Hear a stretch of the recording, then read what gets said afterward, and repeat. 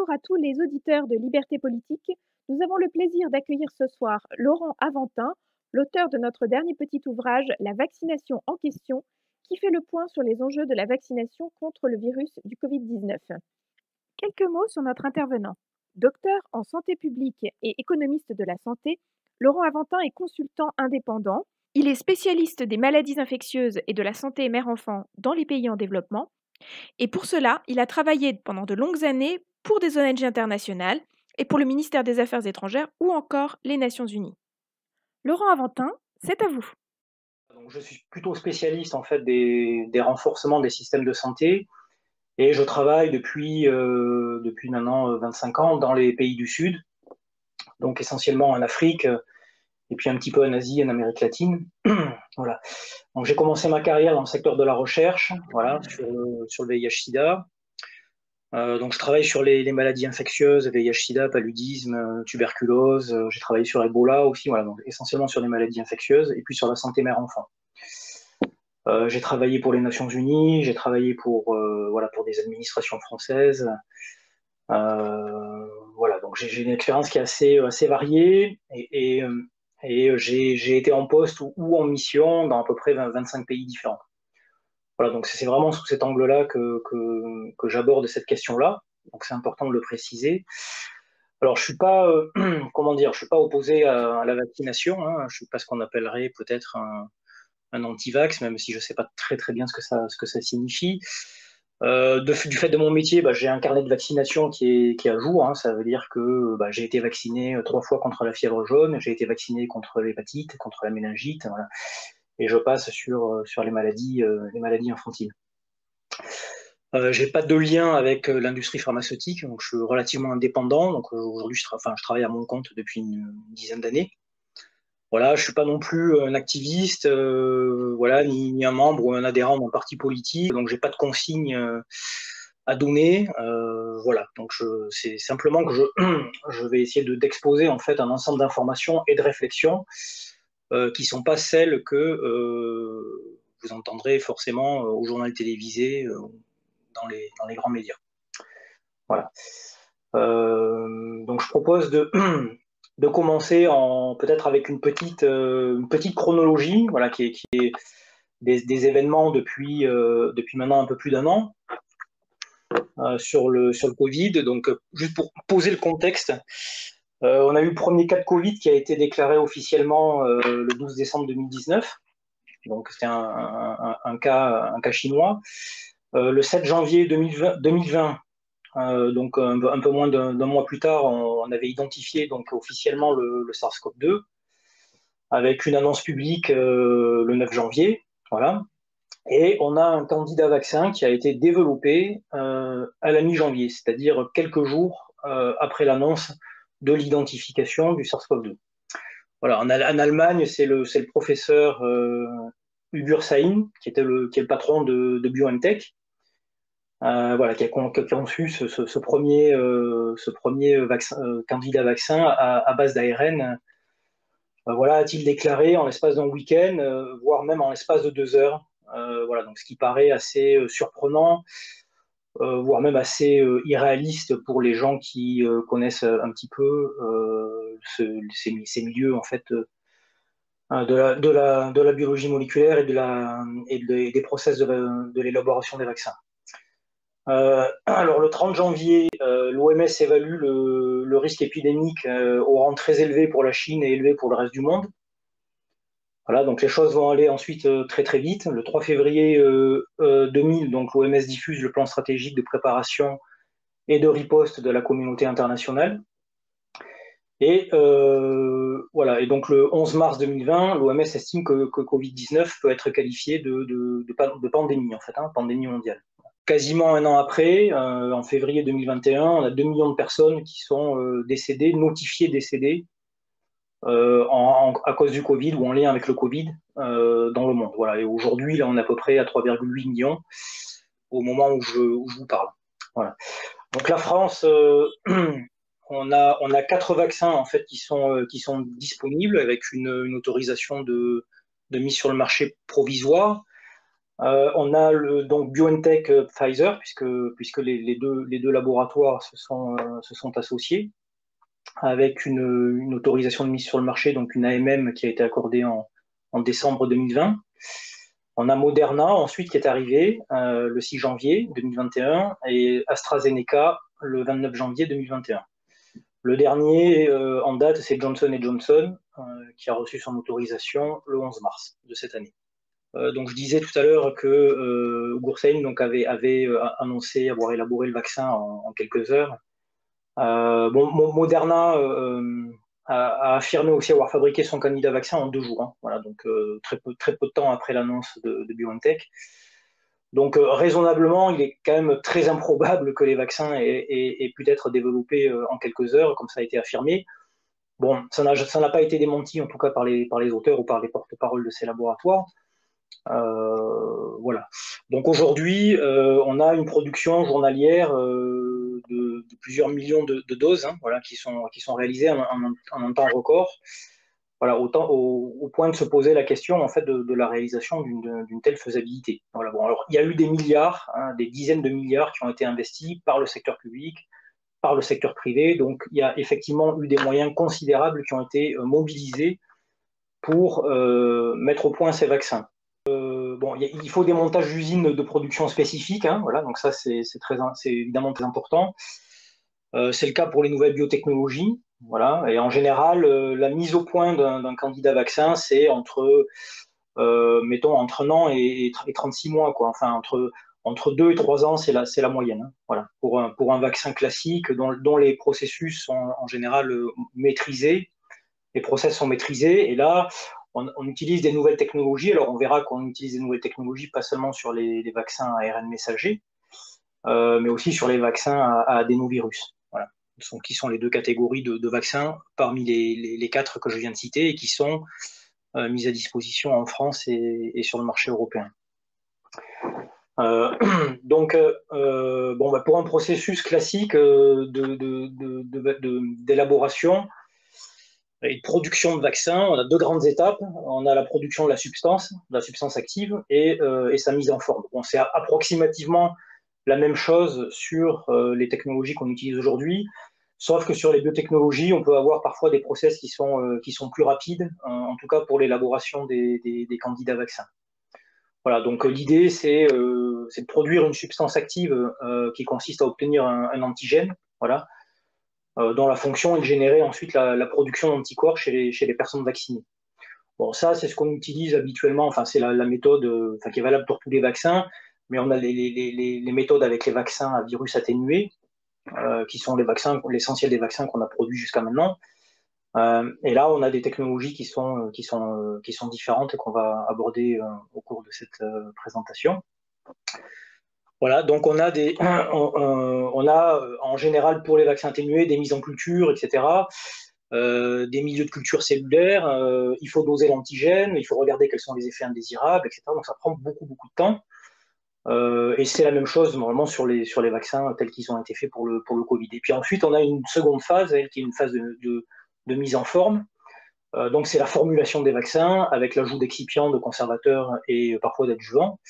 Donc vous avez pour la plupart d'entre vous entendu parler, qui permettent d'augmenter en fait la réponse immunitaire. Voilà. Et puis la dernière phase, on va dire, c'est les étapes de remplissage, les mises en flacon, en seringue, qui nécessitent des conditions. Alors ça paraît simple, mais c'est très complexe en fait, parce que il y a des conditions drastiques de stérilité, le conditionnement des lots vaccinaux, le suivi des lots, la traçabilité, etc. Voilà. Donc sur toutes les chaînes, tout le process est contrôlé du début jusqu'à la fin. Et ensuite, les doses sont contrôlées par les producteurs, mais aussi par les autorités de régulation sanitaire. Voilà, donc il y a très peu de laboratoires qui sont en capacité de produire des vaccins, d'abord de pouvoir les élaborer correctement et ensuite de faire des grosses productions. Voilà, notamment dans le cas du Covid, puisque c'est effectivement l'objectif. On a bien vu que la plupart des laboratoires ont eu des difficultés de production, de mettre les chaînes de production en fonction, de d'en construire, hein, parce qu'il y a quand même beaucoup de chaînes de production qui ont été construites, hein, qui ont été faites exprès pour le Covid, et puis il y en a d'autres qui ont été simplement aménagées à partir de l'existant. Alors c'est toujours intéressant de voir que les vaccins ont été produits très très rapidement, en l'espace de 10 mois, alors que bon, on a eu beaucoup de problèmes sur les masques, par exemple, et pas seulement en France, hein, ça a été vrai un peu partout. Il y avait des ruptures de masques un peu partout pendant les 6 premiers mois de l'épidémie. Bon, le masque, c'est quand même juste un morceau de tissu avec deux élastiques. Voilà, donc on voit bien que les efforts ont été mis sur la vaccination beaucoup plus que sur d'autres modes préventifs, notamment la production des masques. Bon, c'est ce qui a créé d'ailleurs pas mal de polémiques et je pense qu'on en entendra encore parler peut-être pendant un certain temps. Alors la décision, je vais aborder maintenant assez rapidement la décision de la stratégie mondiale de vaccination.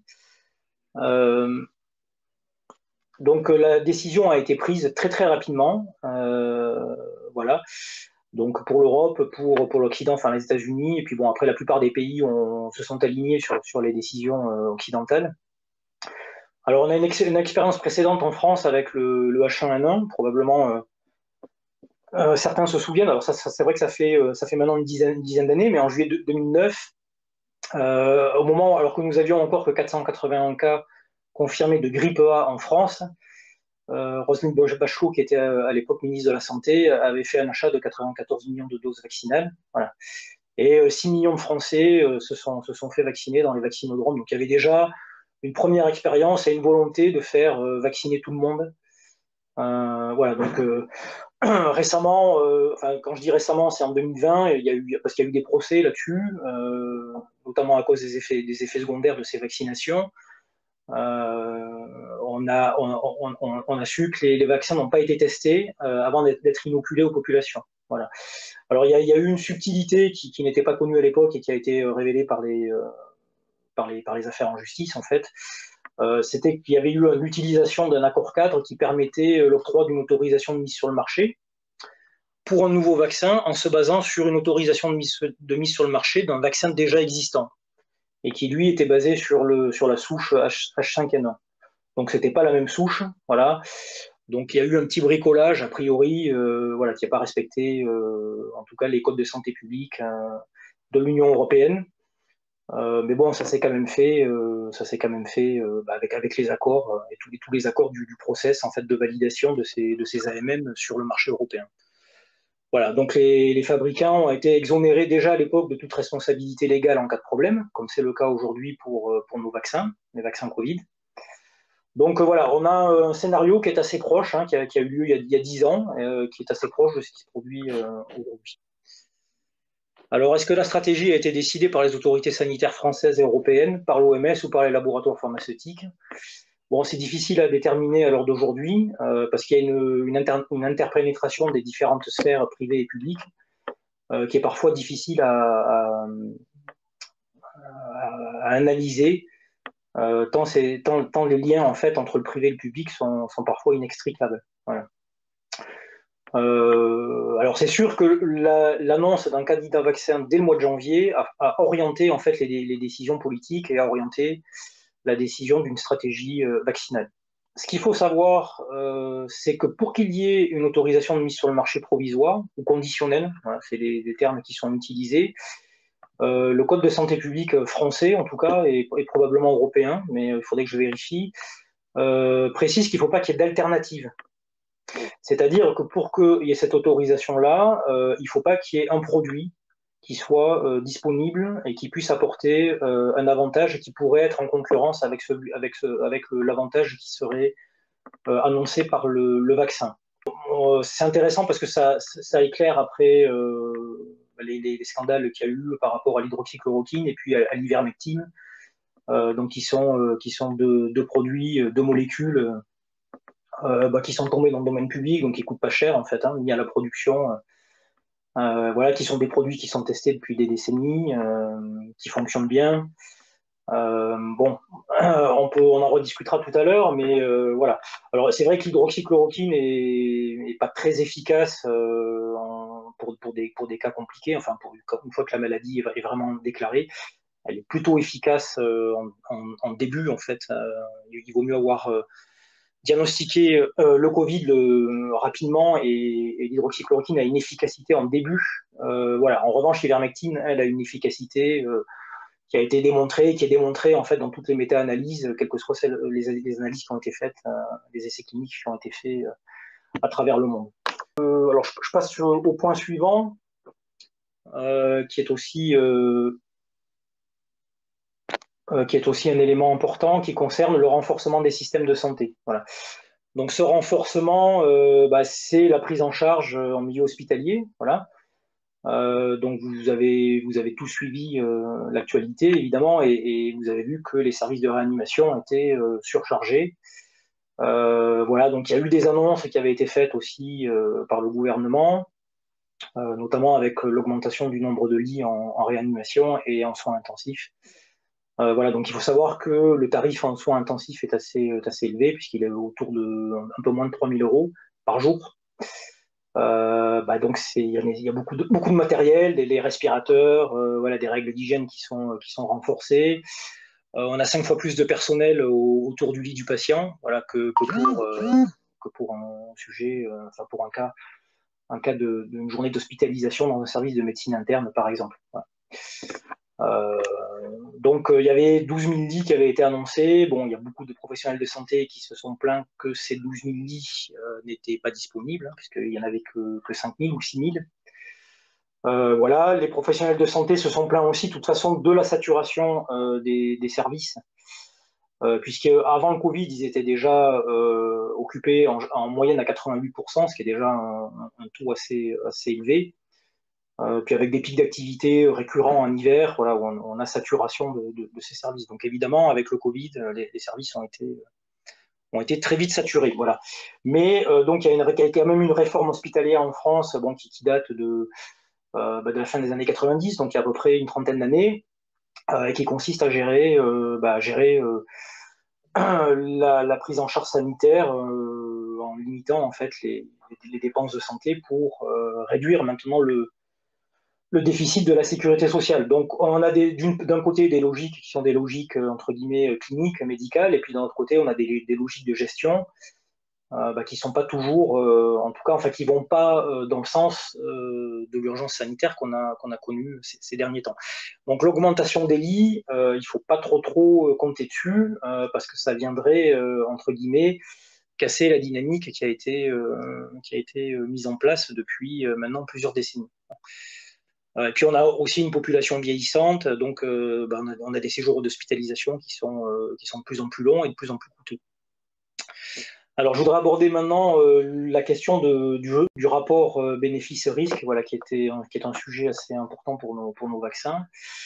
Alors on a eu des essais cliniques et des études à grande échelle en phase 3, voilà, notamment sur Moderna et puis sur Pfizer BioNTech, qui ont été publiés de mémoire, je crois que c'était en novembre, donc juste avant que les campagnes de vaccination de masse commencent. Voilà, donc ce sont des gros essais randomisés qui ont eu lieu dans plusieurs pays, avec à peu près une cohorte de patients de 25 000 personnes. Donc ce sont des essais qui coûtent très cher, voilà, et qui sont conduits essentiellement par les grosses sociétés pharmaceutiques. Le secteur public s'étant de plus en plus retiré de ce type d'essais. Voilà. Donc en fait, ceux qui produisent les vaccins sont les mêmes que ceux qui vont en fait valider l'utilisation de ces produits. Alors, soit bien sûr avec un contrôle des autorités sanitaires, des autorités de régulation sanitaire, mais qui finalement reste à la marge dans un processus qui est largement conduit par le secteur privé. Voilà. Donc, à travers cet épisode de Covid, je dirais la première réflexion, c'est qu'il y a vraiment un transfert en fait de gouvernance, hein, du secteur public au secteur privé. Donc ça, c'est très important de le préciser. Voilà, donc les laboratoires ont été autorisés à limiter les études pour raccourcir les délais. Il y a eu des garanties financières qui ont été accordées. Bon, j'en ai parlé un petit peu tout à l'heure. Il n'y a pas de, en cas de poursuite judiciaire à l'encontre des laboratoires, l'Union européenne peut contribuer à l'indemnisation selon les conditions fixées contractuellement. Alors, les conditions contractuelles, on ne les connaît pas en fait, hein, parce que bon, ces contrats sont considérés comme étant secrets. Alors même si le site de l'Union européenne a été piraté, qu'il y a eu des fuites sur certains éléments du contrat, on n'est pas censé normalement les connaître, donc il n'y a pas de transparence à ce sujet-là. Et on sait que les médecins prescripteurs ont aussi été exemptés de leurs responsabilités en cas d'effet indésirable par le ministère de la Santé et sur demande du Conseil de l'ordre des médecins. Donc là aussi, voilà, hein, donc on déresponsabilise aussi les professionnels médicaux, enfin les professionnels, les médecins, de leur responsabilité médicale, de prescripteur en fait, hein. Voilà. Alors, je fais une petite parenthèse, ça c'est pas dans le livre, mais bon, j'ai reçu là récemment les résultats en fait d'une plainte qui avait été déposée en France, voilà, par plusieurs comités, plusieurs associations, etc., sur la question du fiasco des masques, sur la question du tri des malades, la question du tri des malades dans les hôpitaux lors du premier confinement, l'utilisation du Rivotril dans les EHPAD. Donc ils ont été déboutés et on leur a dit que ils n'auraient pas l'accès à l'information sur ces sujets-là. En fait, bon, le rapport bénéfice-risque. Alors bon, moi j'ai travaillé beaucoup sur des analyses coût-efficacité, des analyses bénéfices, coût-bénéfice, etc. Bon, le coût, c'est pas toujours un coût financier, hein, ça peut être aussi le coût humain, donc ça rejoint en fait les procédures qui sont, enfin, c'est des méthodologies qui sont assez proches en fait de l'approche risque-bénéfice. Et là, ce qui s'est passé, c'est que en réalité, on n'a pas d'informations ni sur les risques et ni vraiment sur les bénéfices. Voilà. Alors, les deux études qui ont été publiées fin 2020 pour justifier l'utilisation des vaccins, en l'occurrence Moderna et Pfizer-BioNTech, c'est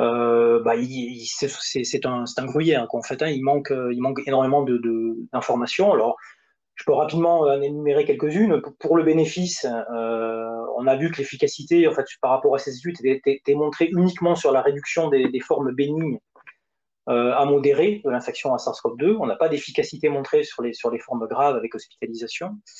On n'a pas d'efficacité montrée sur la prévention de formes mortelles, pas d'efficacité montrée chez les personnes de plus de 75 ans.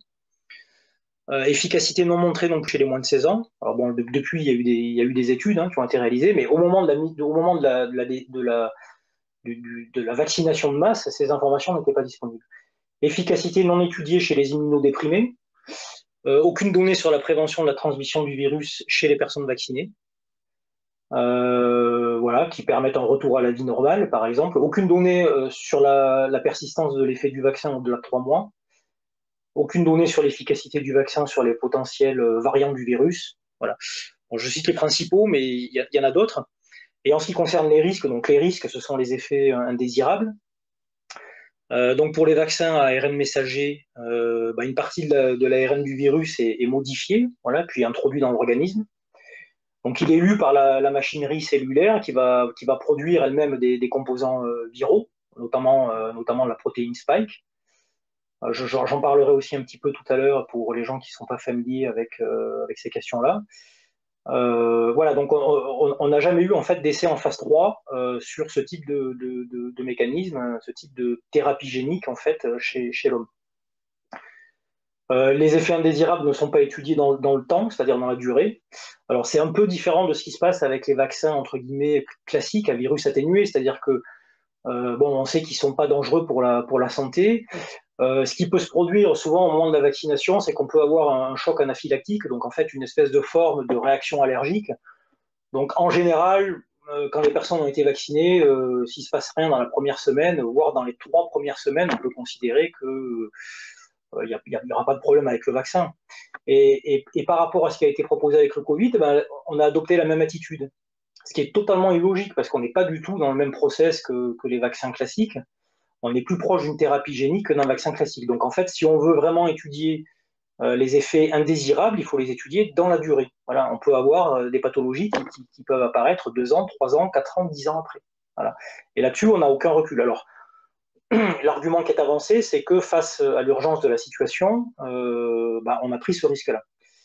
Alors, je rappelle qu'on a pris ce risque-là avec un taux de mortalité qui est quand même de 0,01%. Pour vous donner un exemple, Ebola tue une personne sur deux. Donc, c'est 50% de taux de décès.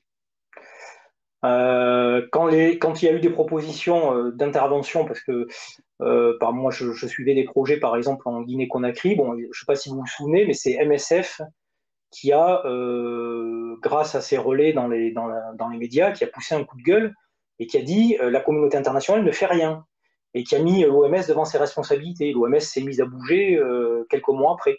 Bon, il y a quand même eu un nombre de morts assez élevé voilà, dans ces pays-là. Et voilà, donc il n'y avait pas d'urgence ni vaccinale ni quoi que ce soit à l'époque. D'ailleurs, il y a même eu un chercheur qui a proposé un vaccin qui n'a pas intéressé les organismes internationaux, qui n'a pas intéressé non plus l'OMS. Son vaccin a été repris ensuite, il est allé faire une proposition dans un laboratoire pharmaceutique, et le vaccin a été mis au point, enfin élaboré en 2019, donc juste 5 ans après. Alors là, je peux vous parler par exemple d'un rapport de Pfizer qui est intitulé Assessment Report sur le Comirnaty. Donc le Comirnaty, c'est le nom de leur vaccin. Alors la référence là est affichée par Constance. Et donc à la page 140 de ce rapport, on vous explique que en fait, alors ce rapport, c'est un rapport en fait c'est la mise en place d'un process de pharmacovigilance. Donc on a commencé à vacciner les gens. Et en fait, on les a vaccinés, on a fait une vaccination de masse et on fait un suivi de pharmacovigilance. Donc, ce qui devait se faire avant la vaccination se fait pendant la vaccination. Donc, ce qui montre bien que les personnes qui ont été vaccinées servent de cobayes. Alors, toujours justifié par l'urgence et cette soi-disant analyse bénéfice-risque. Et donc Pfizer, dans la page 140, explique que les résultats de cette étude seront disponibles en décembre 2023. C'est surligné en jaune ici. Donc en décembre 2023, on peut considérer que, on va dire, la majorité des gens auront été vaccinés si on est toujours dans cette logique de vaccination de masse, hein, et pas seulement dans les pays occidentaux, mais aussi dans les pays du Sud. Voilà, donc les résultats arriveront une fois que la vaccination aura été largement diffusée. Et ça pose vraiment un gros problème en fait. Hein.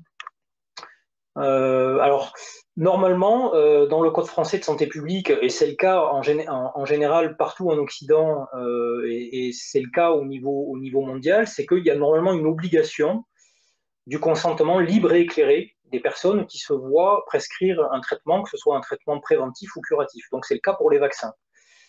Eh bien, je ne sais pas quel est le type de consentement libre et éclairé que l'on peut transmettre en fait aux personnes qui sont vaccinées, puisque on n'a pas d'informations réelles ni sur le bénéfice ni sur le risque. Donc ici, dans le schéma suivant, voilà, Constance, je ne sais pas si tu peux l'afficher. Voilà. Là, ce sont les différentes étapes. Alors, je vais passer rapidement, mais ce sont les différentes étapes du développement d'un vaccin. Bon, il faut savoir que pour développer un vaccin, avant Covid, la moyenne, c'était entre 10 et 12 ans. Voilà. Donc, on a des essais précliniques, on a des essais cliniques. Voilà. Donc, on a quatre grandes phases avec une phase 3 qui est découpée en 3 sous-parties. On a toute la phase 1 d'innocuité, en fait. Bon, il faut d'abord élaborer effectivement le candidat vaccin, ce qui peut prendre entre 2 et 3 ans, comme je vous l'avais dit tout à l'heure. Et ensuite, on passe sur les phases tests, donc on teste l'innocuité. Donc chez l'homme, voilà, et en déterminant en fait, donc on regarde quelles sont les difficultés, enfin, on voit si le vaccin produit des effets indésirables. Voilà, donc si les effets indésirables sont supérieurs aux bénéfices du vaccin, ben, on revoit sa copie, quoi, hein, en fait. Voilà. Donc, et puis on traite aussi, enfin on regarde l'immunogénicité, voilà, si elle est vérifiée, si le candidat vaccin est efficace, s'il génère une véritable réponse immunitaire qui est satisfaisante. Voilà, après on approfondit ces phases-là en phase 2, on valide ensuite le principe, etc. Donc tout ça, chaque fois, c'est entre 1 an et 5 ans. Hein. C'est pas des choses qu'on fait à la légère, parce que justement, on vérifie aussi l'effet des produits dans la durée. Voilà, on regarde si on a un effet protecteur qui est un effet protecteur de quelques semaines, de quelques mois, ou si on a vraiment un effet protecteur de plusieurs années.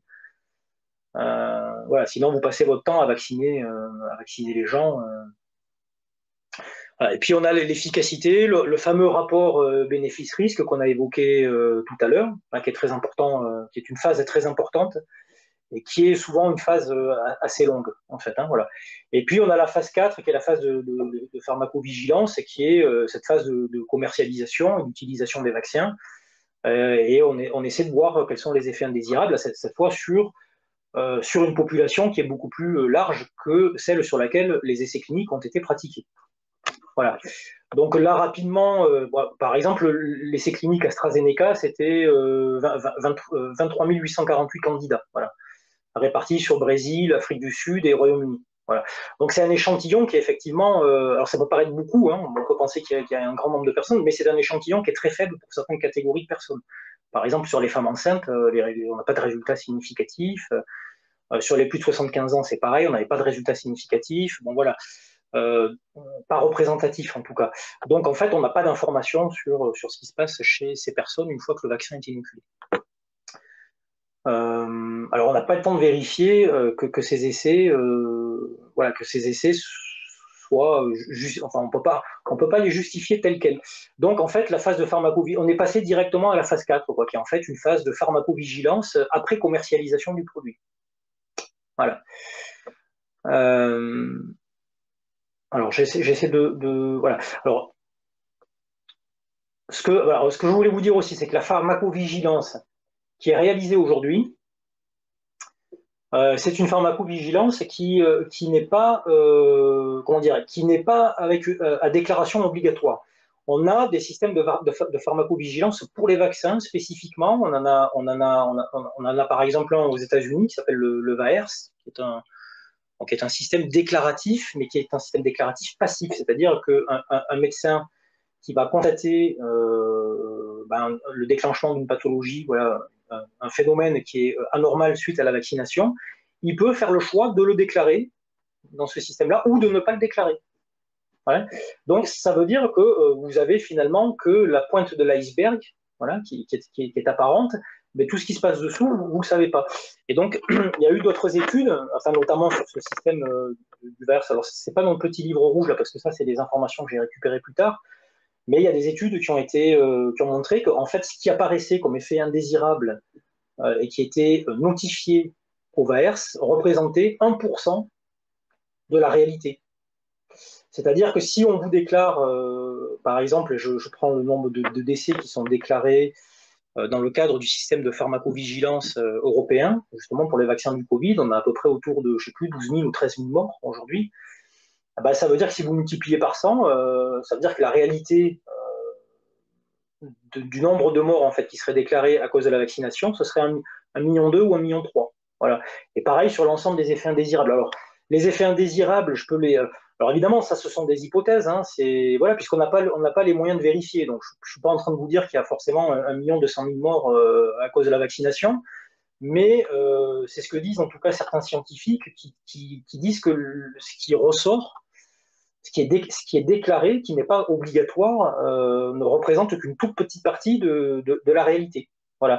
Ce qu'il faudrait en fait, c'est qu'il y ait un système déclaratif obligatoire et qu'on ait un suivi de cohorte de l'ensemble des personnes qui sont vaccinées, ce qui est quasiment impossible, hein, parce qu'on a trop de personnes vaccinées. Et puis, voilà, ça coûterait un argent, ça coûterait très très cher.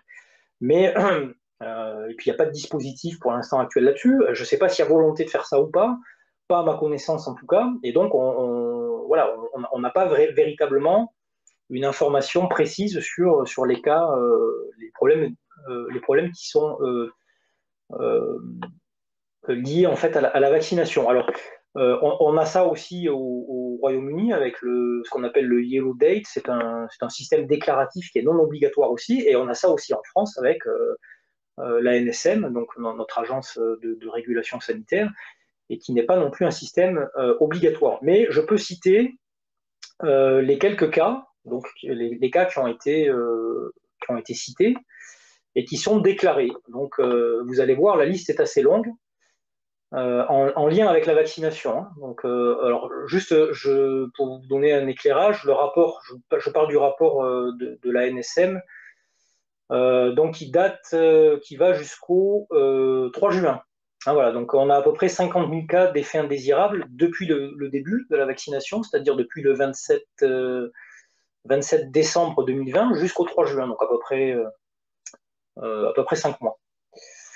Alors, on a l'apparition, les cas de pathologie déclarée, zona, trouble du rythme cardiaque, thrombopénie immunologique, hématome spontané, tout type de thrombose associée à une thrombopénie, déséquilibre diabétique dans des contextes de réactogénicité, échecs vaccinaux, amnésie transitoire, réactivation de pathologies chroniques diverses, syndrome de Guillain-Barré, syndrome d'activation des macrophages, myocardite, myopéricardite, péricardite, réactivation à virus Epstein-Barr, méningoencéphalite zostérienne, aplasie médulaire idiopathique, hémophilie acquise, vascularite, syndrome de fuite capillaire, colite ischémique, saignement cutané muqueux, voilà, réactivation herpétique, élévation de la tension artérielle, celui-là je crois que je l'ai déjà cité, les dyspnées et asthme associés à des syndromes pseudogrippaux. Bon, il y en a d'autres, hein, paralysie faciale, pathologie démyélisante, érythème noueux, surdité, baisse de l'audition, acouphènes, etc. Donc ça, ce sont des phénomènes qui sont des phénomènes cliniques, on va dire, qui surviennent suite à la vaccination, mais on n'a pas de suivi dans la durée. Voilà. Donc on ne sait pas ce qui va se passer, comme je disais tout à l'heure, dans 1 an, dans 2 ans, dans 3 ans pour ces personnes vaccinées. Et on n'a rien non plus sur le suivi, par exemple, de phénomènes cancérigènes. Voilà. Voilà. Et puis après, faire le lien de cause à effet entre la vaccination et un cancer, par exemple, qui va apparaître 2-3 ans après, ou 5 ans après, voilà, c'est des choses qui vont probablement prendre pas mal de temps. Alors, je pose des questions après, hein, voilà, les vaccins ARN messagers peuvent-ils modifier l'ADN? Alors, je pose ces questions-là parce que c'est des questions qui ont été, enfin, c'est des questions que se posent d'ailleurs les personnes vaccinées, enfin, ou le grand public, et puis c'est des questions qui ont été aussi posées par la communauté scientifique. Donc, la réponse de la communauté scientifique a été d'emblée non. Pour la bonne et simple raison, c'est qu'il y a un dogme en biologie, pardon, qui consiste donc à affirmer que l'ARN messager ne peut pas pénétrer dans le noyau de la cellule où se trouve l'ADN, voilà, et qui ne peut pas modifier celui-ci. Donc, pour résumer, les vaccins ARN messagers n'affectent pas l'ADN, voilà, ils n'interagissent pas avec lui de quelque manière que ce soit. Ça, c'est le dogme, voilà, qui est établi aujourd'hui, qui fait l'unanimité dans l'état actuel des connaissances. Sauf que on a une équipe de chercheurs, alors pas n'importe laquelle, puisque c'est une équipe du MIT et puis de Harvard, donc c'est quand même un peu les laboratoires qui sont à la pointe sur ces questions-là. Enfin, un des laboratoires qui est, enfin, enfin, ils sont parmi le top 5, entre guillemets, des laboratoires sur ces sujets-là, qui s'est interrogé sur le fait qu'un nombre significatif de personnes qui avaient été testées positives par PCR au Covid, enfin, ils ont été testés longtemps après la disparition de l'infection. Voilà. Et donc, ils ont fait des recherches. Et leurs conclusions remettent en question le dogme que je viens d'évoquer précédemment. Alors, bien qu'il s'agisse encore d'une hypothèse, parce que il y a encore des phases de recherche qui doivent être complétées pour pouvoir donner des informations dont ils ne disposent pas aujourd'hui, la présomption reste assez élevée que les ARN en fait, du SARS-CoV-2 pourraient faire l'objet d'une transcription inverse dans les cellules humaines. Voilà, donc un peu comme le VIH en fait, hein, donc il y a une transcriptase inverse dans le VIH/SIDA, et c'est pour ça qu'il est très difficile à contraindre, puisque donc le virus en fait prend le contrôle de nos cellules, il garde l'apparence de la cellule, mais il prend le contrôle via le phénomène de transcription inverse. Et donc nos cellules enfin les cellules infectées sont difficilement identifiables par le système immunitaire. Voilà, donc il y a de nouvelles voies cellulaires qui permettraient d'expliquer ce phénomène appelé rétro-intégration. Voilà. Donc je le répète, ça reste encore pour l'instant une hypothèse, même si c'est une hypothèse forte, elle reste à être validée. voilà, donc selon eux, les enzymes de transcriptase inverse peuvent en fait convertir l'ARN messager du coronavirus donc en ADN. Donc ça veut dire qu'il y aura une transformation en fait de nos cellules et que le noyau cellulaire serait effectivement touché et donc le génome humain pourrait être affecté. Voilà. Alors le vaccin à ARN messager utilise des extraits de l'ARN viral du SARS-CoV-2. Voilà.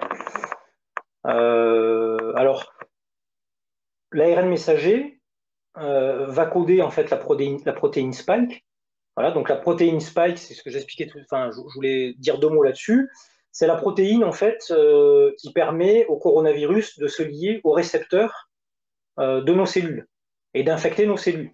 Donc en gros, on a 2 types enfin, 2 familles de virus. On a des virus enveloppés, donc en enveloppe protéinique, et puis on a des virus qui ne le sont pas. Donc là, on a un virus enveloppé. Et donc, il a besoin, enfin, en tout cas, la porte d'entrée par le récepteur spike a permis de montrer comment la cellule, en fait, se greffait sur nos propres cellules. Et donc, c'est pour ça que les vaccins ont été, enfin, que les vaccins, en fait, vont tous coder spike. Ils vont tous coder spike, c'est-à-dire qu'on va donner un message à notre organisme de produire donc cette protéine spike pour que notre système immunitaire, donc système immunitaire ciblé, développe des anticorps ciblés pour détruire ces spikes, de manière à ce que lorsqu'une personne est infectée réellement par le SARS-CoV-2, eh ben, le système immunitaire soit déjà mis en place. Bon, c'est effectivement le principe du vaccin, quoi, en fait. Voilà, le principe du vaccin, lui, est respecté. Après, la technologie qui est utilisée est effectivement très différente de celle qu'on connaissait jusqu'à maintenant. Voilà. Donc les vaccins à adénovirus, donc on a 2 types de vaccins en gros. Donc on a le vaccin à ARN messager et le vaccin à adénovirus. Donc ça, vaccin à adénovirus, c'est AstraZeneca et Johnson. Voilà. Mais ce sont des organismes qui sont génétiquement modifiés, hein, puisque alors j'ai pris un exemple là-dessus qui était un exemple en fait qu'avait publié Réinfo Covid et qui est très intéressant parce que c'est un bon cas d'école. Donc on a un schéma là aussi, Constance, je ne sais pas si on peut le mettre à l'écran. Euh, donc ces 2 vaccins-là, donc Johnson et AstraZeneca, ce sont des vaccins à vecteur viral à adénovirus, voilà, qui sont tous les 2 utilisés en France. Voilà. Alors ils sont tous simples, enfin, ce sont des organismes génétiquement modifiés, voilà, de 2 manières, hein, en fait. Rapidement, je vais essayer d'expliquer. C'est des gènes qui sont, on a des gènes qui sont essentiels à la réplication de ce virus et qui ont été supprimés afin de les rendre non réplicatifs. Voilà. Donc ça, c'est une modification qui permet d'éviter justement que les gènes se répliquent, enfin le virus se réplique en fait dans l'organisme. Et puis on a d'autres gènes qui ont été ajoutés. Donc on a un gène promoteur de cytomégalovirus, donc qui est un autre virus qu'on a rajouté, qui est voilà, qui va être un fragment de gène de l'activateur tissulaire du plasminogène. Alors bon, le plasminogène, c'est une partie de nos cellules, etc., mais qui va en fait permettre de produire la protéine spike du SARS-CoV-2. Voilà. Alors sur le schéma, on voit, en fait, tout ça, c'est de l'ingénierie cellulaire. Ces gènes, en fait, ont pour but d'augmenter la production et l'immunogénicité de la protéine spike. Voilà. Afin d'induire une immunité contre le SARS-CoV-2. Voilà, c'est un peu ce qu'on appelle un gain de fonction, en fait. Hein. On trafique un petit peu le virus, il rentre dans nos cellules. Alors là, ce que dit Réinfo Covid, c'est qu'ils disent c'est faux parce que ce schéma, il est faux, en fait. Parce que vous voyez, en haut à droite, dans la cellule, vous avez un petit rond et, où il y a marqué noyau de la cellule. Et on a l'impression, en fait, que le noyau de la cellule, il n'est pas du tout concerné par le process qui est en train de se passer. Et en fait, c'est faux parce que le noyau de la cellule est concerné. En fait, le noyau de la cellule est affecté. Et donc, la protéine spike qui est produite et qui est ensuite relâchée dans l'organisme va permettre ensuite, dans la phase 5, aux globules blancs, aux anticorps, voilà, de pouvoir combattre en fait cette protéine qu'ils associent en fait à un corps étranger, et voilà, on va avoir une immunité spécifique qui se développe à partir de ça. Alors l'idée, évidemment, c'est de contrôler, voilà, c'est la difficulté de faire un vaccin, c'est de pouvoir le doser correctement avec les antigènes pour qu'on ait une production de spike qui soit suffisante pour déclencher en fait une réaction immunitaire appropriée, mais qui ne crée pas d'effet indésirable non plus, voilà, à travers ce mécanisme, qui ne va pas générer un emballement du système immunitaire. Donc l'équilibre est assez difficile à trouver, voilà, ce qui explique que ça peut prendre du temps. Voilà, donc en fait, la réalité, hein, c'est qu'en fait, la transcription, elle s'effectue dans le noyau de la cellule. Elle ne s'effectue pas à côté du noyau de la cellule, elle s'effectue dans le noyau de la cellule. Voilà, donc la production d'un ARN messager complémentaire à partir de l'ADN vaccinal est génétiquement modifiée. Voilà, pour produire un ARN messager, l'ADN de l'adénovirus vaccinal, qui a été donc génétiquement modifié, doit pénétrer dans le noyau des cellules de la personne vaccinée pour pouvoir ensuite coder en fait la protéine spike qui, elle, va générer l'activation de notre système immunitaire spécifique. Voilà. Alors là, ce que je voudrais dire, et qui n'est pas non plus dans le petit bouquin, parce que c'est une information qui a été publiée après la sortie. Donc le livre a été rédigé au mois d'avril, hein, donc il est sorti au mois de mai, là, donc enfin début juin, enfin au mois de mai en PDF et puis en format papier un peu plus tard. Mais on a une équipe en fait qui a remis, enfin qui s'est penché en fait sur Spike, quoi, en fait, hein, cette fameuse protéine qui est utilisée pour les vaccins. Ils se sont posé d'abord la question pourquoi ne pas avoir produit un vaccin plutôt classique, voilà, avec une réponse antigénique atténuée, voilà, au lieu d'introduire dans l'organisme humain un mécanisme de production de la protéine Spike. Voilà. Et ils ont montré que les nanoparticules lipidiques qui sont utilisées dans les vaccins ARN messagers peuvent fusionner avec les cellules du cerveau et provoquer des maladies neurovégétatives. Voilà. Et notamment la protéine Spike, qui est induite par l'ARN messager, peut fusionner avec des tissus cérébraux 10 fois à 20 fois plus que les protéines Spike issues du virus original. Donc là, voilà, alors ça c'est pas une hypothèse, hein, c'est une équipe de Salt Institute qui a montré ça. Là, c'est voilà, le papier il est sorti, donc ça a été ça a juste été vérifié normalement par les pairs. Bon, on verra que parfois, c'est pas toujours le cas, enfin, notamment à travers l'affaire du Lancet Gate, ça avait soi-disant été vérifié, puis c'était une énorme arnaque. Mais bon, voilà, donc en général, on a quand même des informations qui sont assez sûres de la part de ces équipes-là. Ils ont montré que la protéine spike est pathogène. Voilà, en fait, c'est une toxine. Alors, ça, c'est ce qu'ils ont montré voilà, sur l'utilisation de la production de ces protéines par les vaccins à ARN messager. Et donc, ces protéines-là produiraient en fait les mêmes pathologies que celles que je vous ai citées tout à l'heure.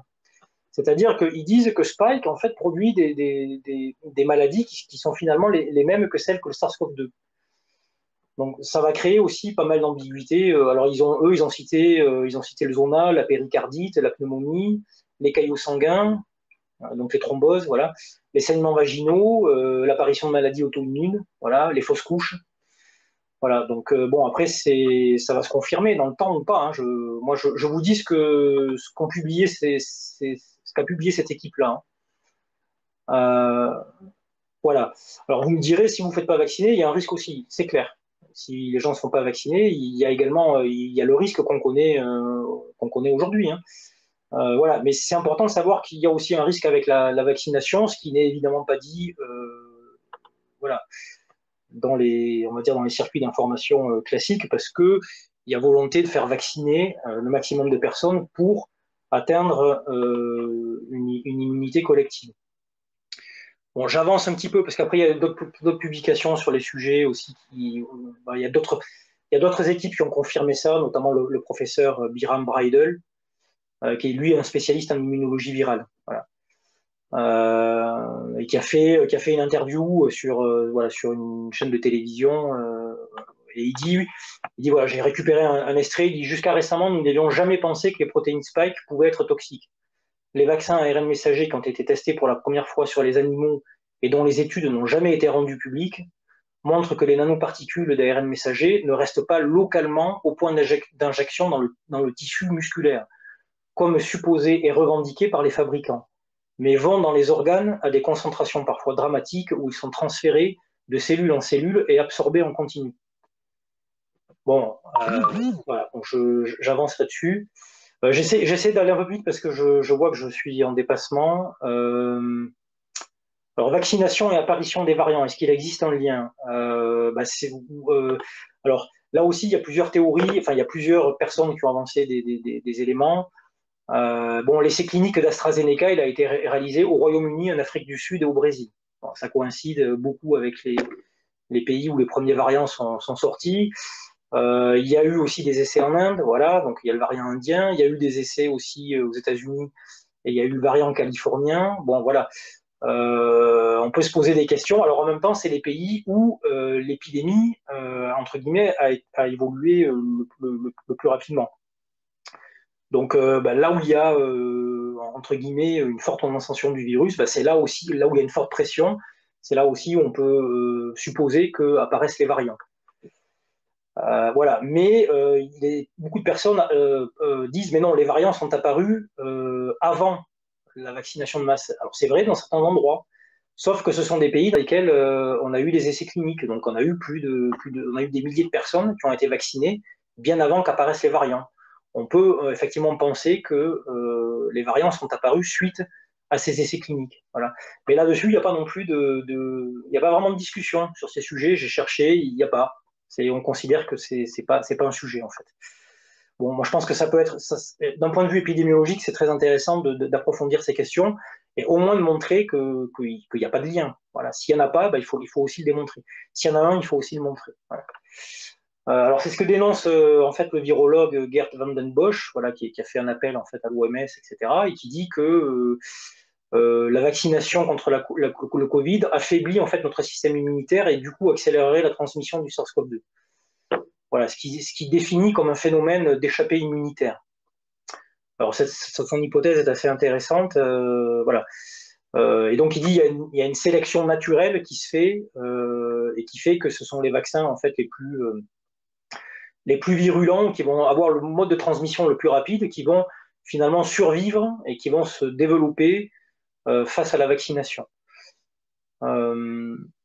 Voilà. Bon, ce qui est accéléré souvent par les phases de vaccination de masse. Hein. En pleine pandémie, bon, on a vu ça avec la variole, on a vu ça avec d'autres épisodes. C'est vrai que vacciner en pleine période épidémique, c'est pas toujours une bonne solution. On a des cas d'école comme ça par ailleurs. Voilà. Donc voilà, je pourrais parler encore, enfin je pourrais peut-être aller encore assez vite, mais je veux pas trop je vais dire peut-être un petit mot sur Mike Yeadon, qui est l'ancien vice-président de Pfizer et qui lui a déclaré que c'était des vaccins, on avait des vaccins qui étaient imparfaits. En fait, pour qu'un vaccin soit efficace, il faut un qui protège la personne qui a été vaccinée, voilà.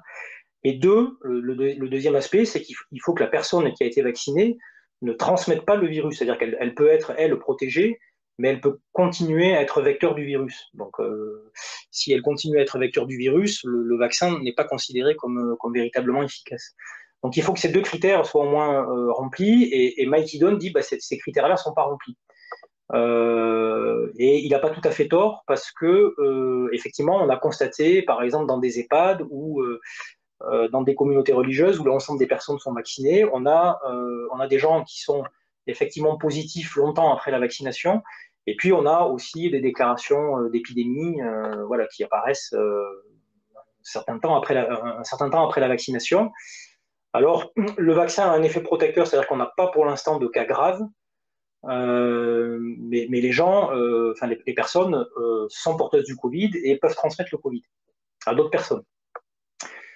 Voilà. Donc j'essaie d'avancer en constance. Je suis désolé. J'essaie de. Alors ce qui est intéressant, c'est que je peux vous dire deux mots peut-être aussi sur des expériences vaccinales, alors là, qui concernent un peu plus aussi mon expérience professionnelle, mais il y a un très bon bouquin, enfin un bouquin qui s'appelle L'élimination, non pas de la pauvreté, enfin c'est rayé, mais l'élimination des pauvres, qui est paru aux éditions du bien commun, donc qui est le groupe Teki, voilà, et qui explique comment, depuis les années 70, enfin, l'OMS a développé en fait l'utilisation d'un antigène, donc le fameux HCG, donc qui est la gonadotropine, pardon, chorionique, qui est une hormone naturelle et qu'on retrouve en fait dans des vaccins, qui sont des vaccins qui sont distribués par la communauté internationale dans les pays du Sud. Voilà. Donc en fait, c'est un antigène qui bloque en fait le système reproductif chez les femmes à qui les vaccins sont inoculés. Alors c'est des vaccins contre la polio, c'est des vaccins antitétaniques, et ce sont des molécules qu'on retrouve à travers les analyses vaccinales et où les fabricants disent ah bah oui, il y a peut-être eu une erreur sur un lot, etc. Voilà, bon, ils n'ont jamais été condamnés. Et ça fait 40 ans que ça dure, parce que, enfin, oui, 40 ans depuis les années, pardon, depuis les années 90, donc ça fait 30 ans que ça dure, et il n'y a jamais eu de condamnation. Voilà. Et donc, ces vaccins, bah, ces produits-là se retrouvent dans les vaccins sans que ce soit notifié, et les personnes sont vaccinées sans qu'il leur soit communiqué qu'est présent cet antigène dans les vaccins. Voilà, donc il y a véritablement, alors il y a tout un développement, hein, enfin, c'est intéressant de lire après ce qui est là-dessus, il y a tout un développement qui est très intéressant. Voilà, alors le plus récent, c'est l'affaire Gate de 2020, qui a fait l'objet d'une pétition par plus de 689 000 personnes signataires en avril 2021, voilà, auprès de la Maison Blanche, pour faute médicale et crimes contre l'humanité. Voilà, alors c'est une plainte de plus, hein.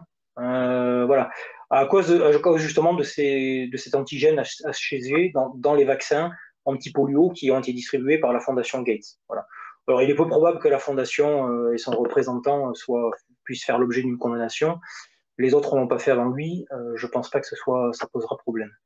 Voilà, donc je passe peut-être sur le passeport santé, la vaccination des enfants. Peut-être des sujets comme l'ivermectine et l'hydroxychloroquine, peut-être c'est des sujets qu'on pourra aborder à l'occasion d'une Il va autre. y avoir des questions, effectivement, et sur la question des enfants et sur la question des traitements alternatifs. Voilà, donc je vais peut-être laisser la parole parce que sinon je veux pas. Voilà, je voudrais que les personnes puissent s'exprimer. Alors, effectivement, eh bien déjà, merci beaucoup, Laurent, parce que le sujet est extrêmement touffu et il y a effectivement beaucoup de choses à dire.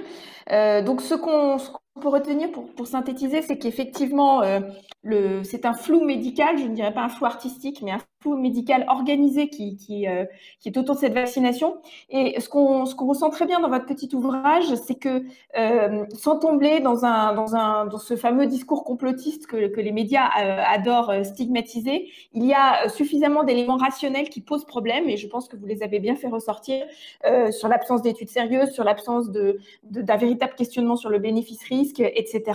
Et ce sont toute une série de questionnements qui doivent nous alerter, qui doivent effectivement nous appeler à la vigilance et au discernement.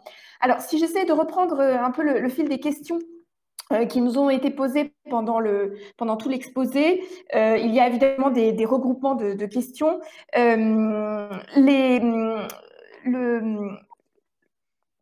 Tout un ensemble de spectateurs se posent la question justement de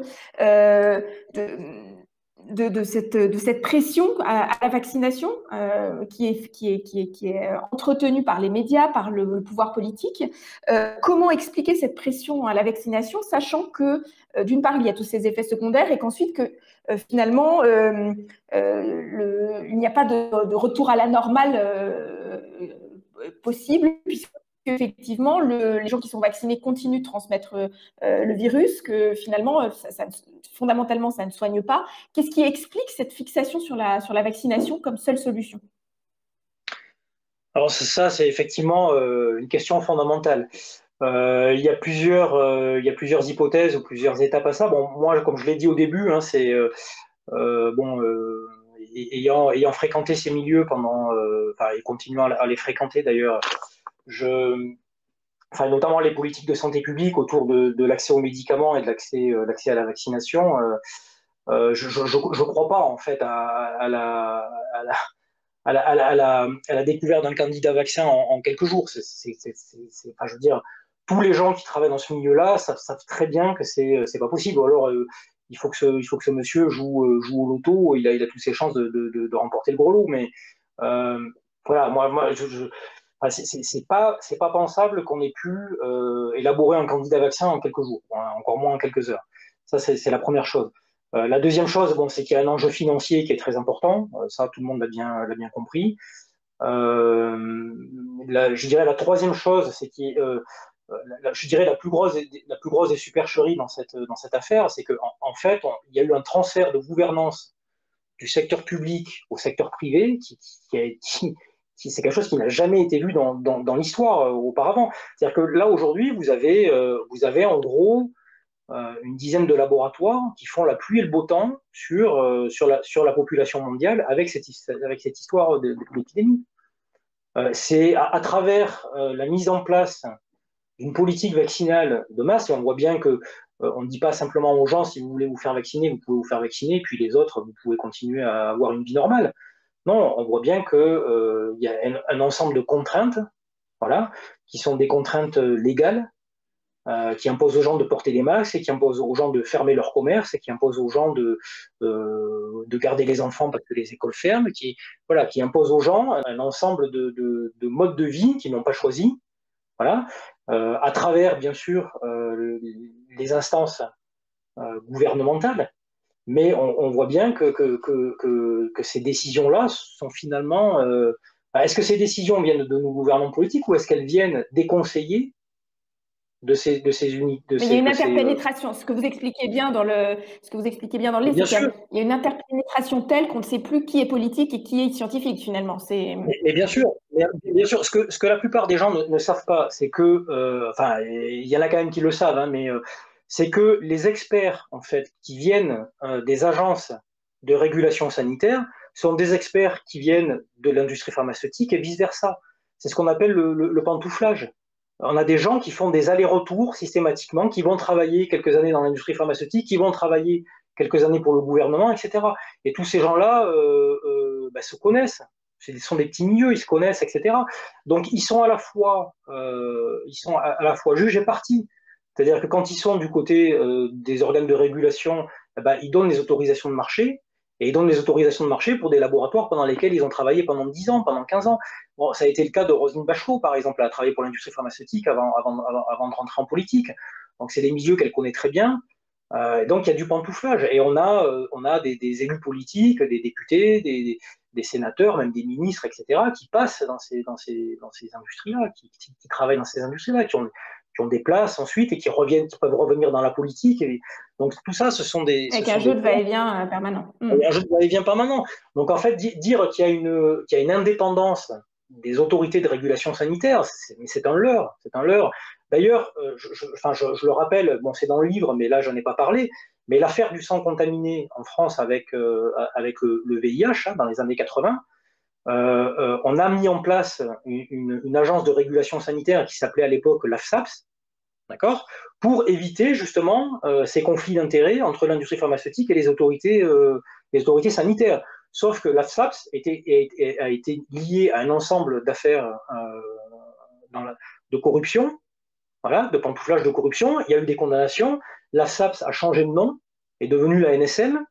Bon, la NSM, regardez l'histoire de la NSM, allez chercher sur Internet. Je veux dire, vous allez avoir. La NSM n'a plus de crédibilité dans le monde sanitaire depuis plusieurs années. Là, ils ont été condamnés au mois de mars dans l'affaire Servier. Hein, donc voilà, alors petite condamnation, hein, c'est 200 000 euros, et puis le laboratoire Servier, ça chiffre en plus, c'est beaucoup plus important, mais bon, voilà, parce qu'on n'a pas voulu les enfoncer. Mais bon, les affaires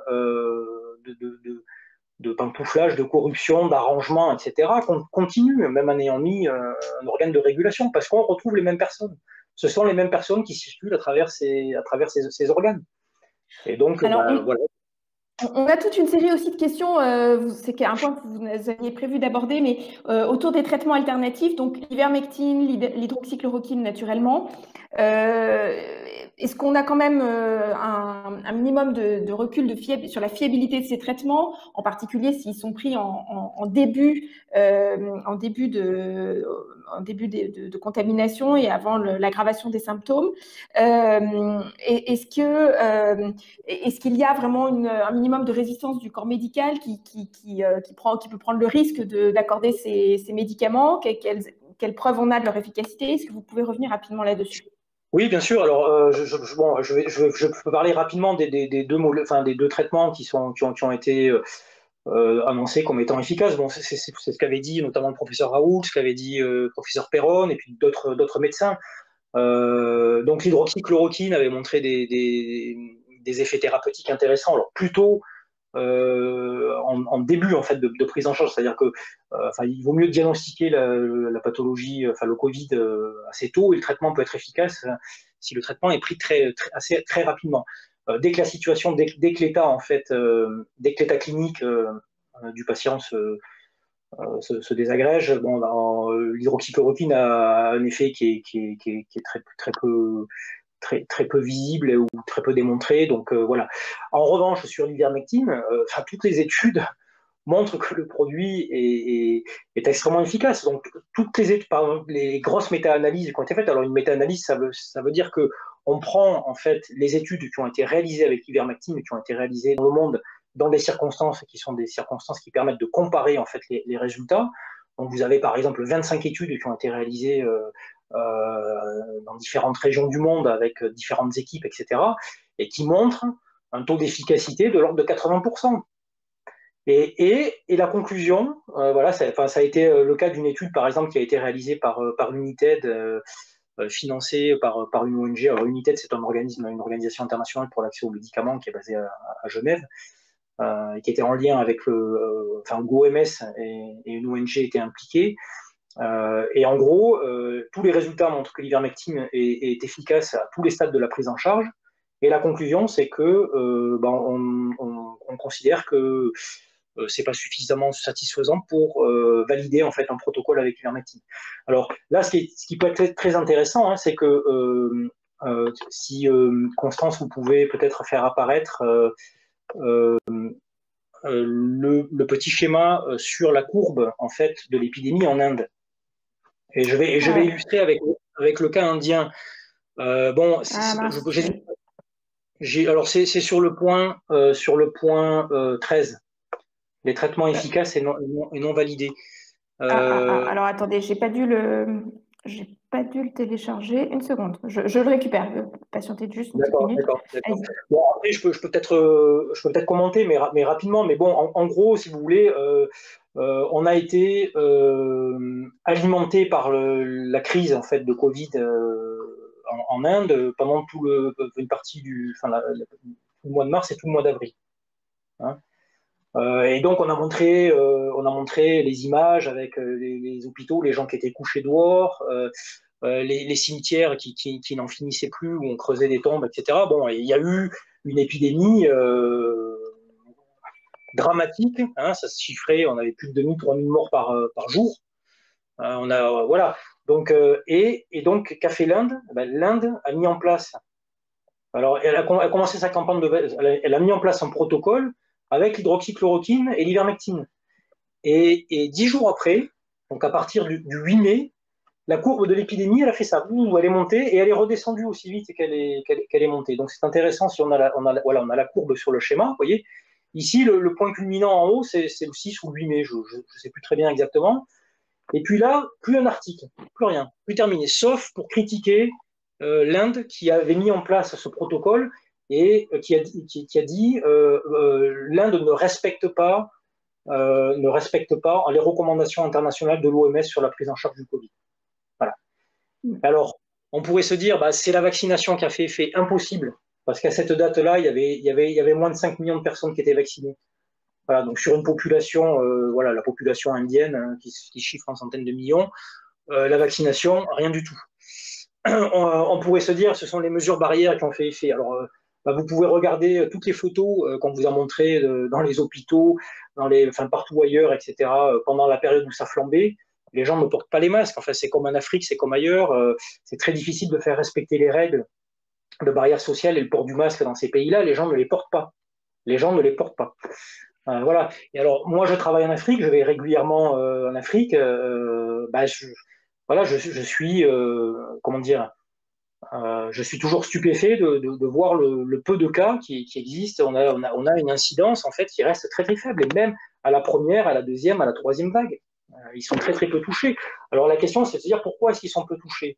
Ah, ben on peut dire, on a dit à un moment donné que la température, en fait, et bon, ils sont sous les tropiques, etc., que le virus se développe moins vite. Alors c'est peut-être un facteur, c'est possible, hein, c'est effectivement peut être un facteur. Sauf que en Inde, on a aussi les températures tropicales. Et on a bien vu que l'épidémie avait flambé. En revanche, ce qui fait une différence majeure entre l'Inde et l'Afrique, c'est que l'Inde,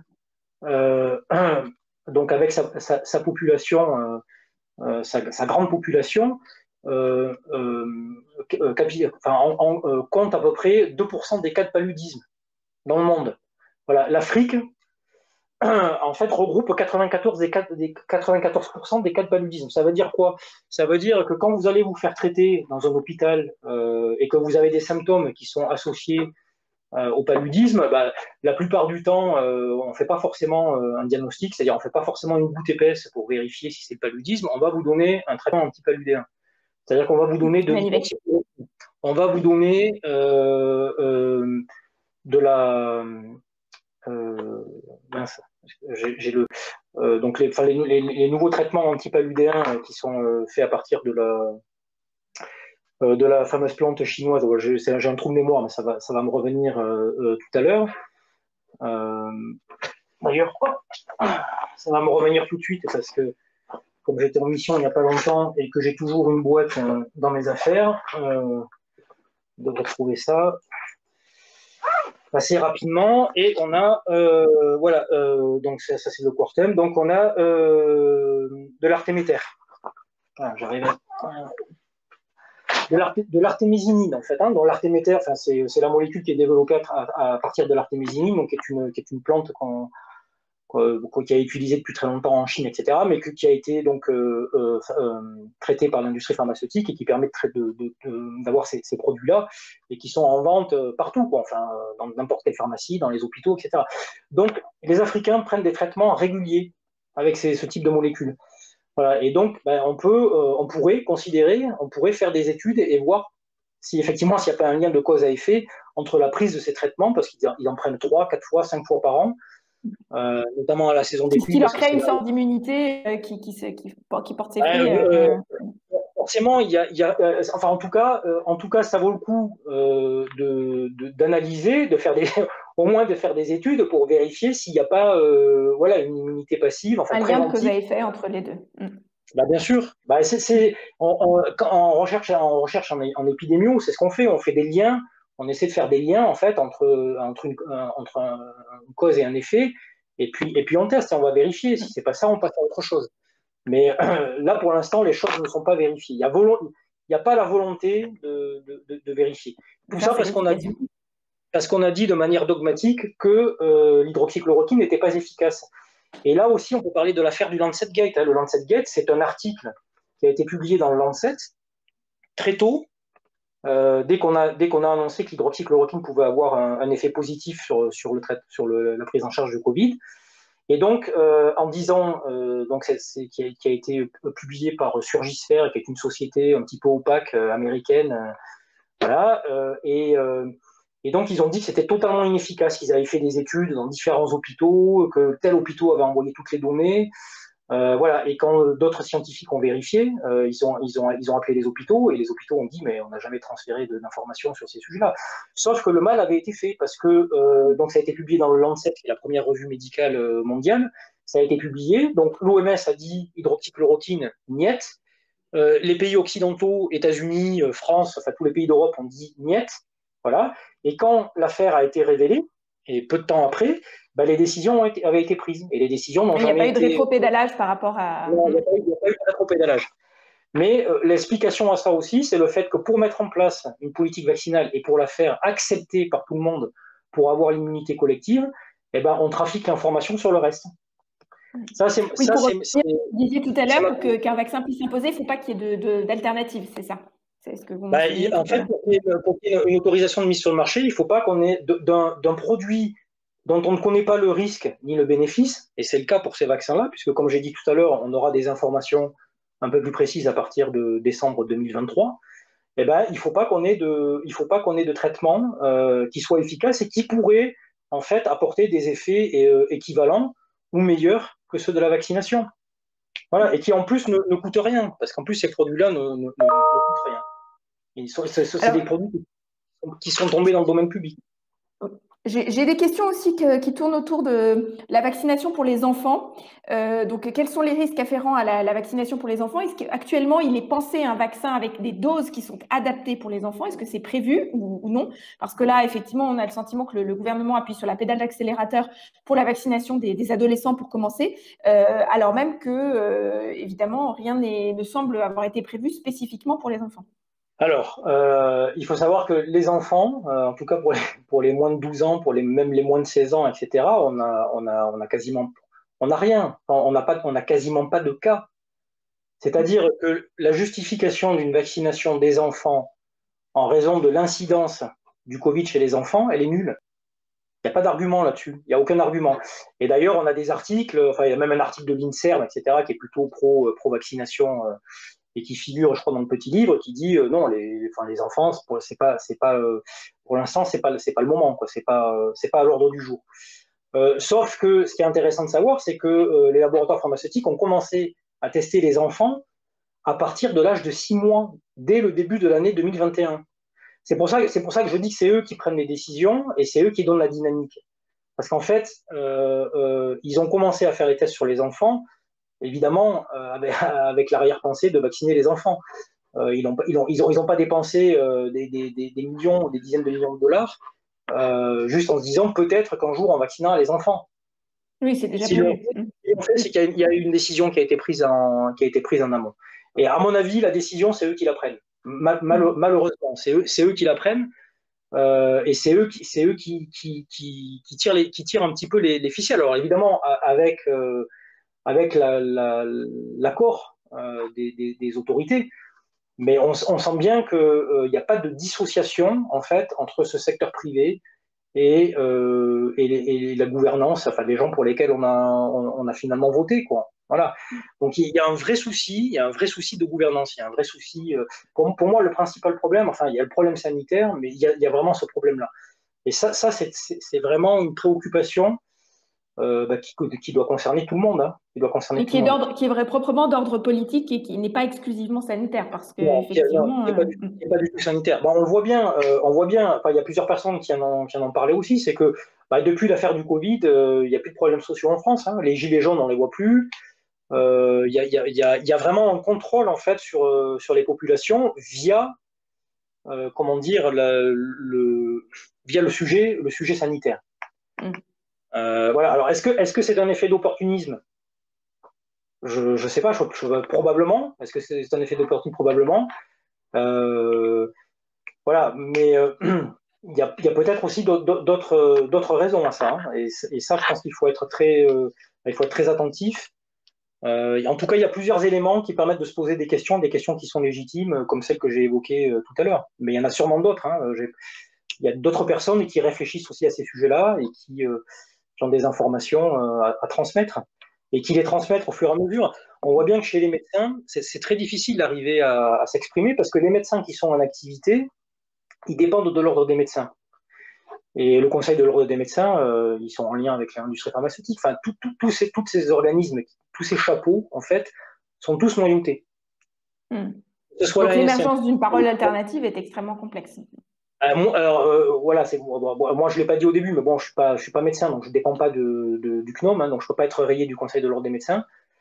Voilà. Bon, après je peux avoir d'autres soucis, hein, mais en tout cas pas celui-là.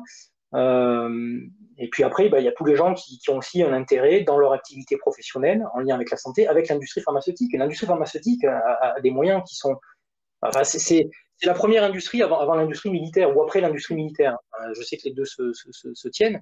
Donc ils ont des moyens considérables et ils ont les moyens d'influencer d'influencer en fait les politiques sanitaires, ça c'est clair, et pas simplement dans les pays du Sud.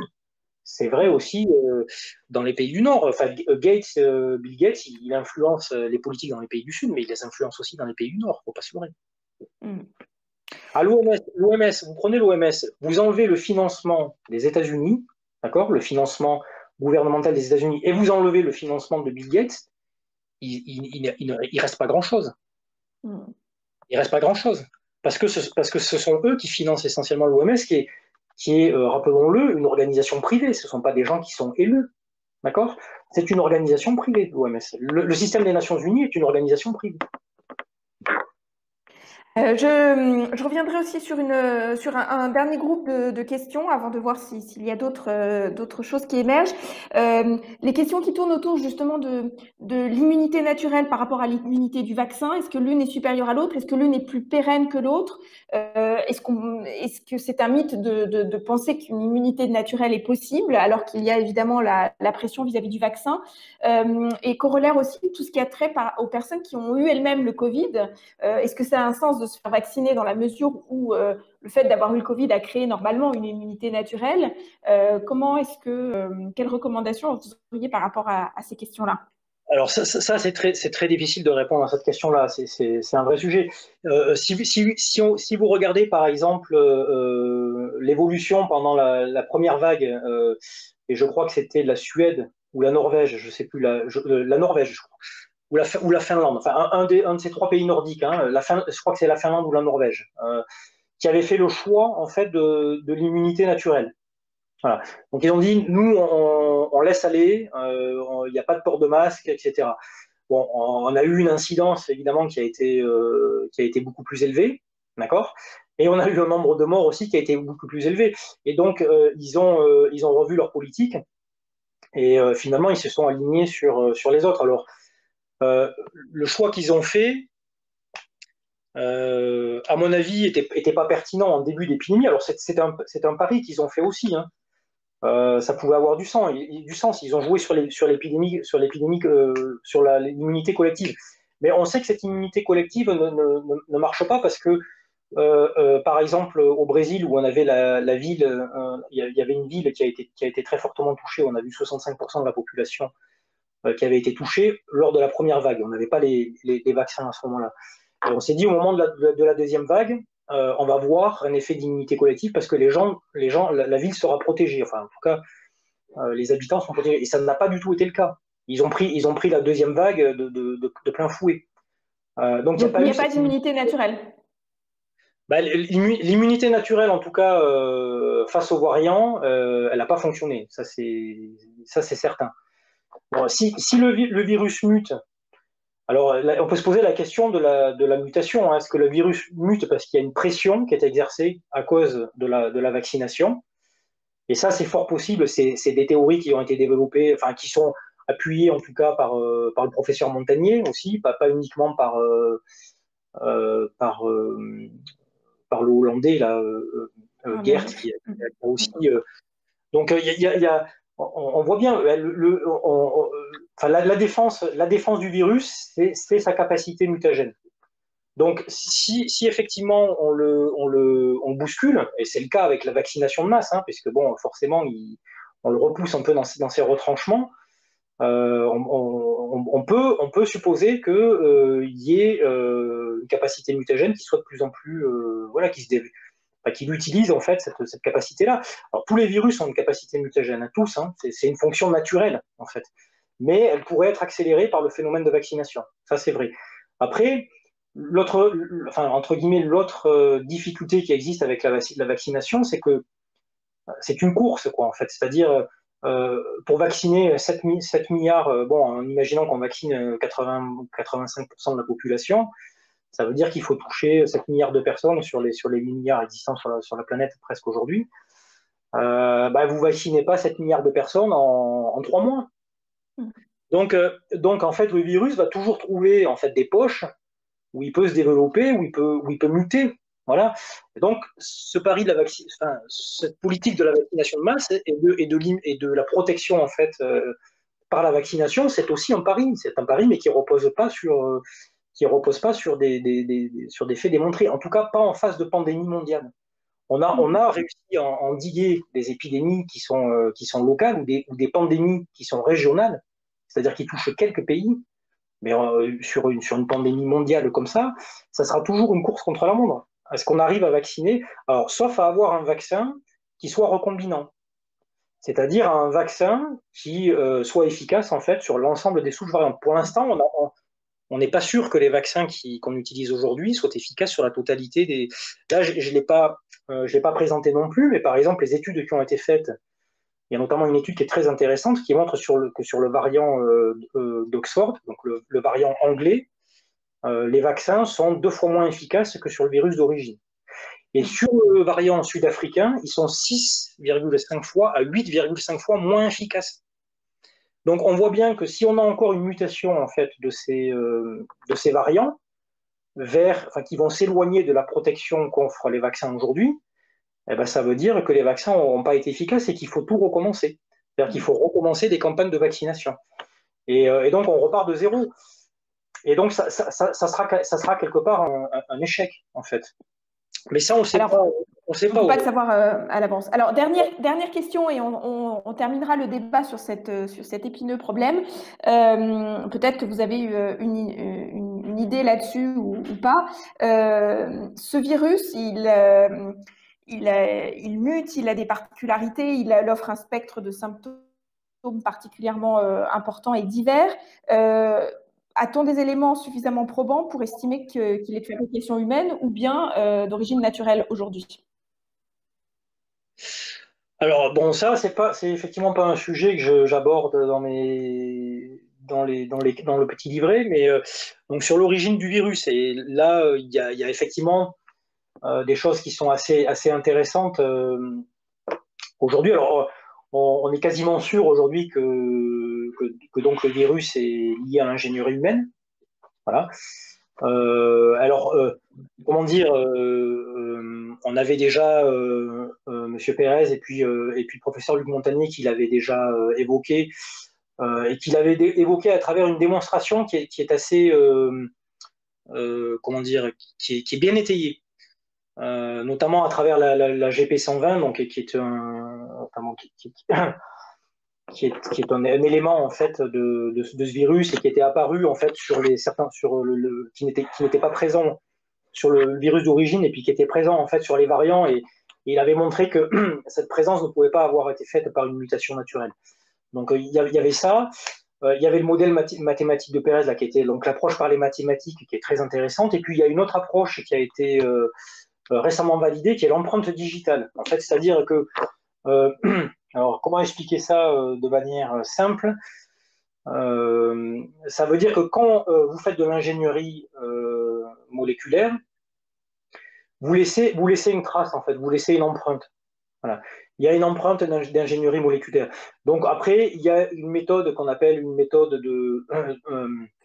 une méthode inverse, en fait, qui permet de revenir en fait sur ce qu'on a déjà fait pour cacher ou camoufler ce qu'on a fait. Sauf que ça laisse ce qu'on appelle une empreinte digitale. Alors, je pense que les biologistes moléculaires, et encore, je pense que les biologistes moléculaires, les quelques-uns qui sont très à la pointe sur ces sujets-là, et je crois qu'il n'y en a pas beaucoup sur le plan mondial, et ce sont eux qui ont détecté justement c'est une de ces équipes qui a détecté cette empreinte, qui explique en fait que c'est vraiment une manipulation humaine, voilà, que c'est pas quelque chose de naturel. Après, voilà, cela pour la question, je pense qu'on s'oriente de plus en plus là-dessus. Maintenant, sur les origines réelles, etc., bon, je serais beaucoup plus prudent. Je serais beaucoup plus prudent parce que on sait qu'il y a beaucoup de travaux depuis des décennies en fait sur la recherche en biologie dans le domaine militaire depuis à peu près un siècle. Depuis un siècle, en tout cas aux États-Unis, il y a des financements dans ce domaine-là, donc depuis les années 20, les années 1920. Les Russes ont travaillé dessus aussi très très tôt, voilà. Donc sur ce qu'on appelle vulgairement la guerre bactériologique. Donc ça a été un domaine de recherche, alors qui est évidemment pas un domaine de recherche public, mais il y a eu énormément de financements qui ont été déployés, en tout cas dans ces deux pays, et puis probablement ailleurs. en Occident, probablement en Chine aussi, etc. Et donc là, ce sont ce sont des choses qui sont assez opaques. On a des gens qui témoignent parce qu'on a des personnes, notamment aux États-Unis, qui ont dit effectivement que ces virus ont été développés dans le cadre de recherche d'armes bactériologiques. Est-ce que c'est vrai, est-ce que c'est pas vrai? Moi, j'ai pas d'éléments pour répondre à ce jour-là sur ces sujets. Voilà, je sais en revanche que il y a des choses qui sortent de plus en plus. Il y a eu des discussions comme ça aussi sur le VIH, sur Ebola. Il y a eu des publications, voilà, bon, qui ont tout de suite été renvoyées dans le domaine du complotisme, ce qui veut dire on n'en parle plus. Et ce, quels que soient les éléments qui sont étudiés. Alors, il faudrait se pencher sur les éléments et vérifier après les éléments indépendamment, voilà, de complotistes ou pas complotistes, voilà, vérifier l'information comme le font les gens qui font de la recherche et qui vont vérifier les sources, qui vont vérifier les différentes informations, vérifier qu'elles soient cohérentes, etc., etc. Donc, il y a un vrai travail d'investigation à faire aussi dans ce domaine.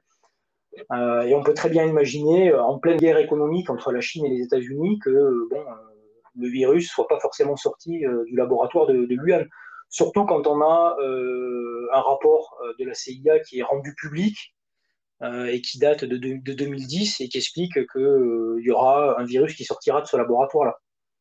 Voilà, c'est-à-dire l'histoire qui s'est passée en 2019 est une histoire qui a été racontée 10 ans avant dans un rapport public de la CIA. Alors bon, quand on connaît l'histoire de la CIA, je pense que s'il y a bien une organisation à laquelle il ne faut pas se fier, c'est celle-ci. Bon, parce que d'abord c'est son métier de manipuler l'opinion publique.